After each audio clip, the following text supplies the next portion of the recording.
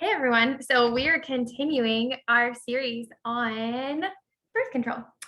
And I feel like it's very awkward to not start this and say, welcome to our channel. It's our news broadcast every week.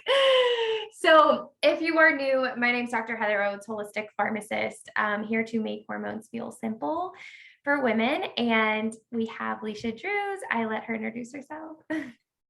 I'm a functional diagnostic nutrition practitioner, and I work with moms specifically to balance hormones and improve energy, usually after multiple babies, because we all get a little worn out after all the babies. So we are here today to talk about birth control. And I think that I'm going to guess, if I was just going to throw out a wild number, I would say probably 85 to 90% of the people listening to this are going to have been on birth control in the past, because that's the numbers that I see, even with women who maybe weren't on it for birth control reasons or didn't really want to be on birth control, but got talked into it for some reason or other. Like that's me for sure. And I think that it's really important for us to know some of the effects that it can have on our bodies if you're making a choice to take or not take birth control, or even if you have just been on birth control in the past and you're off of it now, just knowing what effects birth control can have on your body can be really helpful in starting to understand some of the symptoms that you're having now and where you can go from here to recover, basically. And so next week, we're actually going to talk about birth control recovery and like what to focus on from there. But today we're going to talk about what we're calling birth control's dirty little secrets and help you understand really like what it does in your body on the other organ system. So if you missed it last week, we talked about specifically how birth control works on your reproductive system. But today we're going to talk about the gut and the liver and your minerals. And even we might even dive into like mood a little bit if we have time, because there's so much more that birth control does than just shuts off your reproductive system. So since Dr. Heather is the medication expert here and a clinical pharmacist, I will let you start. Yeah. So excuse me. I want to make sure that we just hit on again. We talked about this last week, but it's just important. When we talk about birth control, we are talking about all types. So this includes the mini pill you might be put on postpartum. This includes the implantation devices such as the Implanon or IUDs. Everything that we talk about in terms of birth control and the impacts on other systems regarding the exposure to synthetic hormones is basically utilizing, like we're talking about all of those birth control methods. I do just always like to specify, hey, there's the copper IUD that does not apply to a lot of what we're talking about because it does something totally different. However, we are going to mention and kind of chat a little bit about how birth control can influence other minerals in your body. And when we talk about like minerals, vitamins, sometimes that can feel like, I guess I think like, okay, I would have associated that with vitamins, meaning like my multivitamin.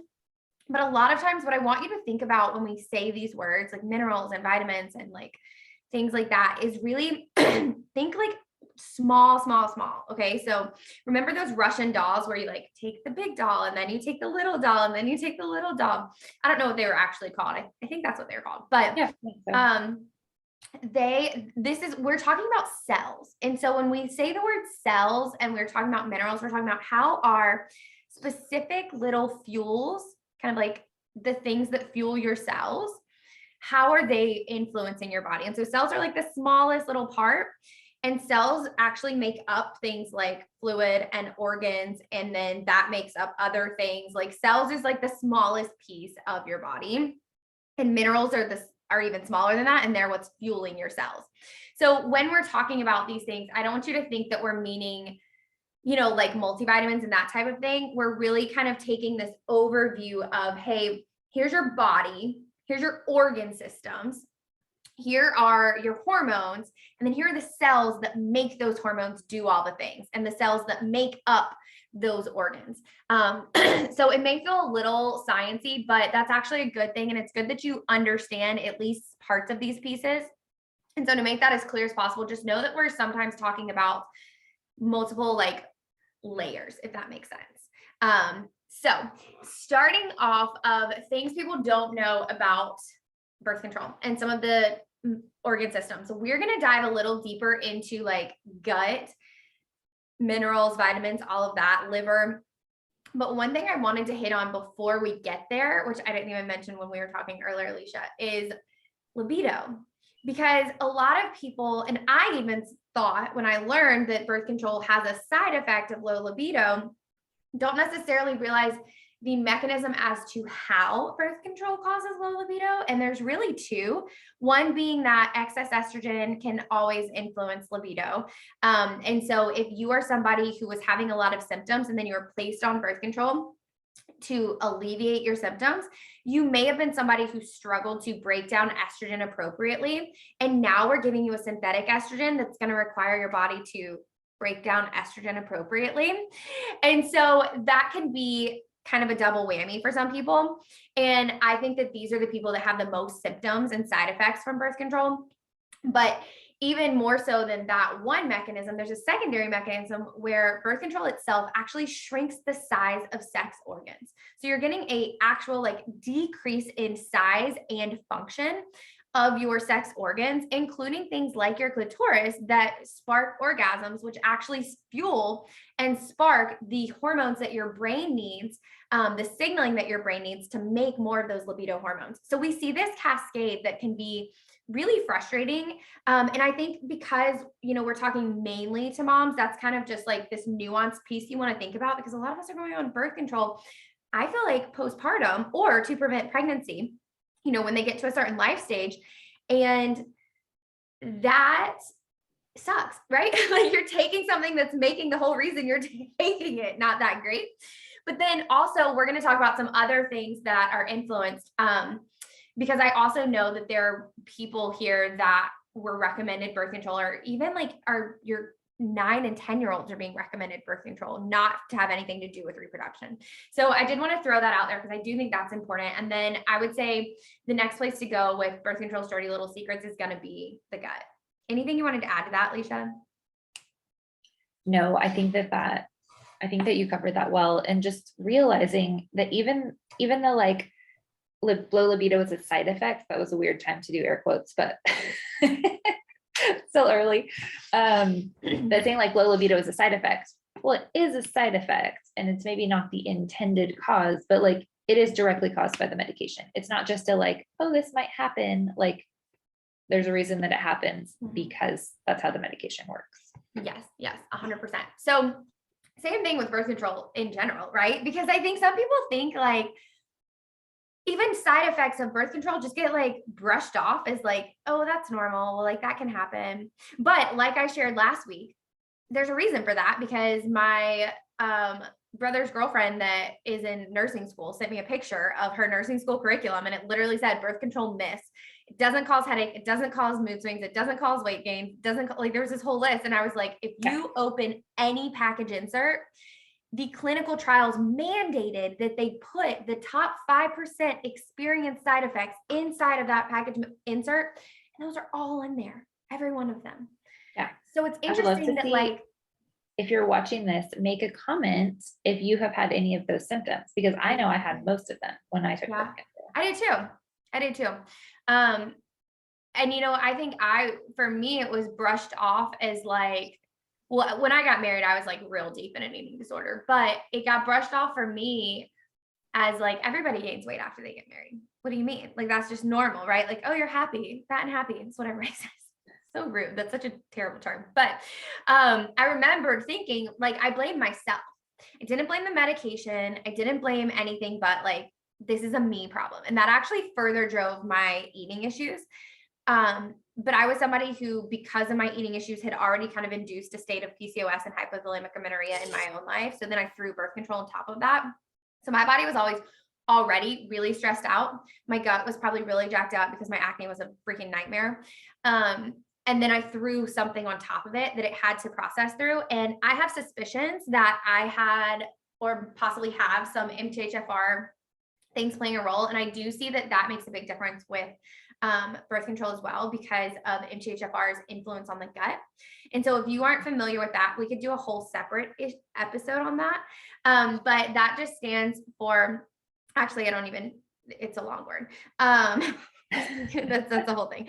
But it's basically a gene mutation where your body has difficulty methylating things. And methylating is just a fancy word of saying neutralizing toxins. And so when you have or are exposed to things that have more toxins, more heavy metals, your body can't like attack and neutralize them as well because your genes just simply don't make enough of the things that it needs to do that. I find this actually segues this really perfectly because I believe that there are further genetic implications that play a role in birth control.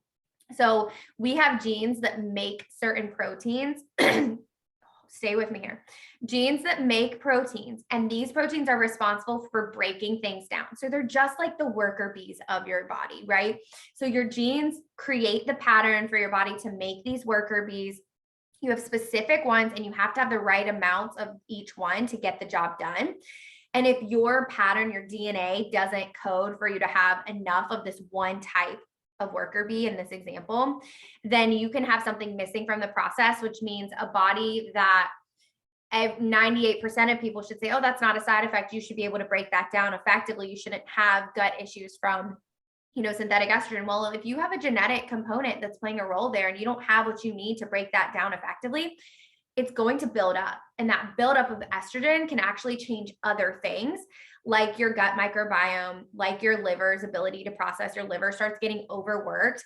And then we just see this cascading effect in a whole different way. And then a lot of birth controls have iron in them, and that's going to throw the whole thing off even further, which I know Leisha is like itching to dive into the iron side. Yeah, no, I was just going to say, sorry for the baby crying. I didn't get my headphones on. So sorry about that, guys. But I was just going to say that even with MTHFR and some of those genetic mutations, some of those SNPs can actually be turned off or like effective, like your body can, even with some gene mutations, your body can still work effectively if you have enough bioavailable copper. And so bioavailable copper is a huge piece of that. And I think we'll probably need to do separate talk on that too. Yeah. I mean, like we're just full of teasers. Like we're going to talk about this one day and this one day, but today we're going to talk about birth control, but not yet, because we're going to talk about the other things that we're not going to talk about yet. I know. And the other thing too, I'm glad that you mentioned that, because with MTHFR, some people can feel like, oh my gosh, I see this as being a huge issue in the fertility world too.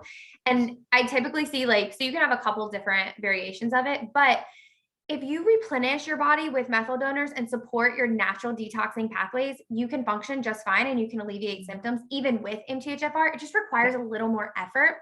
But I feel like it's important we brought both of these things up, because that is why you cannot give someone a blanket medication and say, well, you should be fine, or it's not because of the birth control. It's not because of this or that.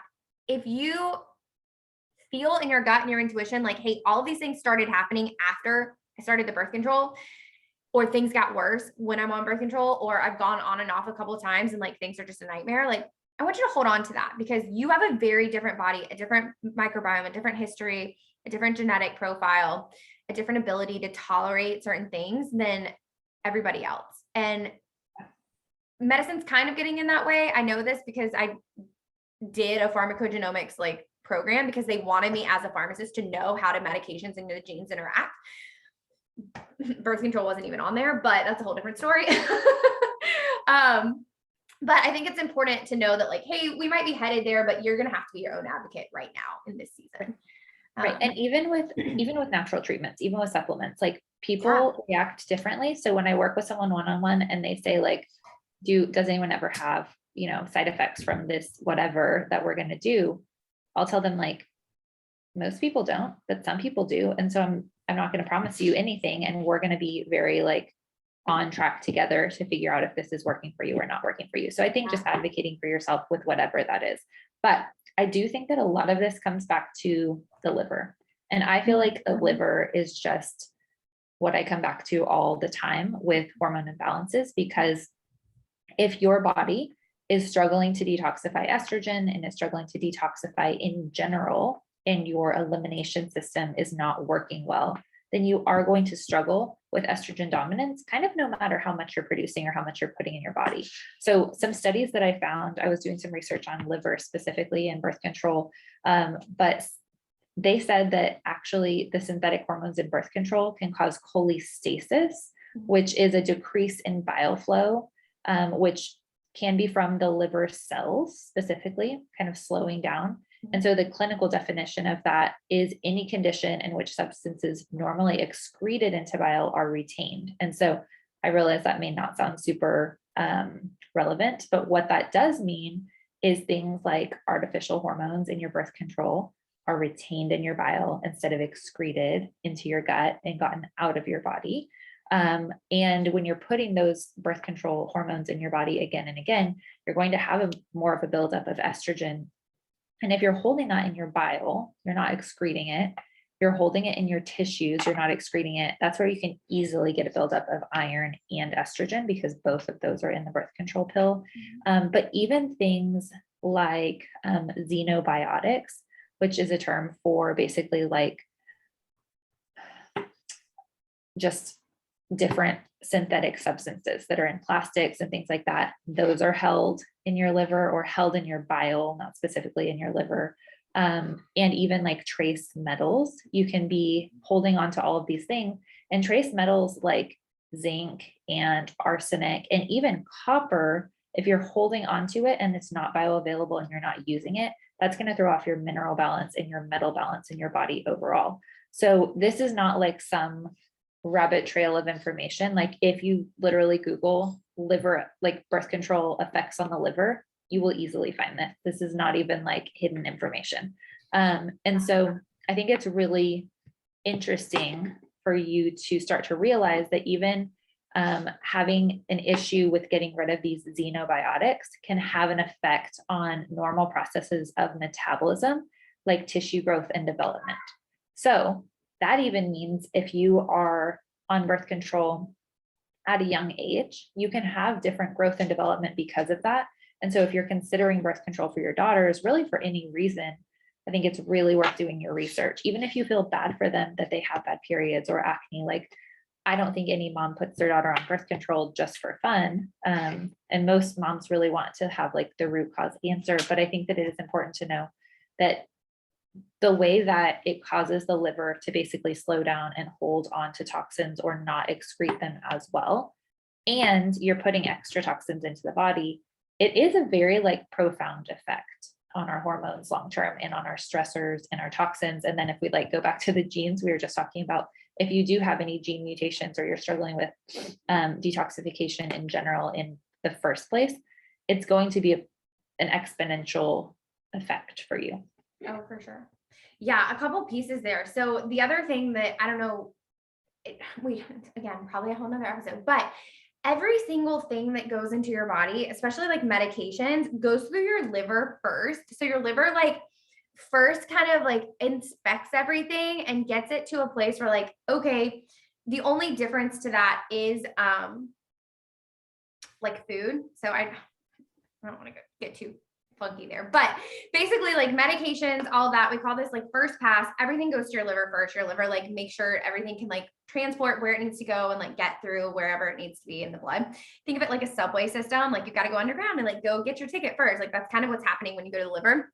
But a couple of things that you mentioned there. So if your liver is kind of holding on and you get this cholestasis, it's basically talking also about how like we see, I see a lot of gallbladder issues with people that have hormone issues, especially with people that have PCOS. And that's what, you know, essentially like when somebody has to have their gallbladder taken out, that's what's happened is that you have so much cholestasis that your gallbladder starts forming these like things just get too thick and sludgy that it can't actually filter. And the same exact thing can start happening to your liver. So not only are you having this like direct effect of the cholestasis, but you're also now having a liver that's like sluggish and just not able to like handle all the other things that it needs to be doing all day. And we know that when the liver gets overworked, that actually can backlog and start sending signals to your brain that says you're under a lot of stress. So that's going to further increase your stress hormones. So then you got high stress hormones, high estrogen buildup, and then you're not making progesterone. And we know that progesterone is that hormone that you have to number one, keep estrogen balanced, and number two, keep stress hormones managed. So this is how something like birth control can exacerbate or cause something like anxiety, mood issues, all types of mood issues, specifically too, if you're already on mood medications have to have enough influence of bile basically to be able to break down and be utilized so your dosing's correct.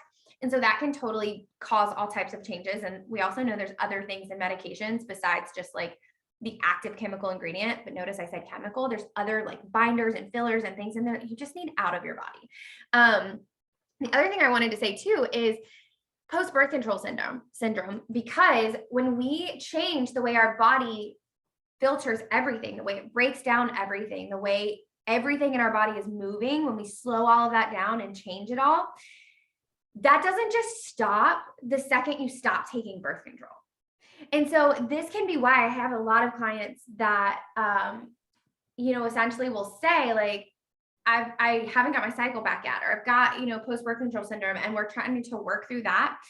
And sometimes I don't think there's a great recognition for how long it takes for your body to realize everything's changed. And then now not only are you waiting for your hormone system to kick back up, you're also waiting for your metabolic system to like get healed. And if you don't know how to replenish those minerals, how to fix that cholestasis, how to support your liver after you've taken the birth control out, then it's not going essentially to like, you're not going to be able to get that recovery the way that you are hoping for just by removing the medication itself. So, and I think that's a really good point to kind of just realize that, even if the birth control is gone, it doesn't mean everything's just going to like snap back to normal. There probably was a reason that things were off in the first place. And so again, I think what we talk about all the time is you don't need like all of these like random free tips on the internet. Like you need a method to help you walk step by step and some support to walk through it often, because even if you're like a DIY person,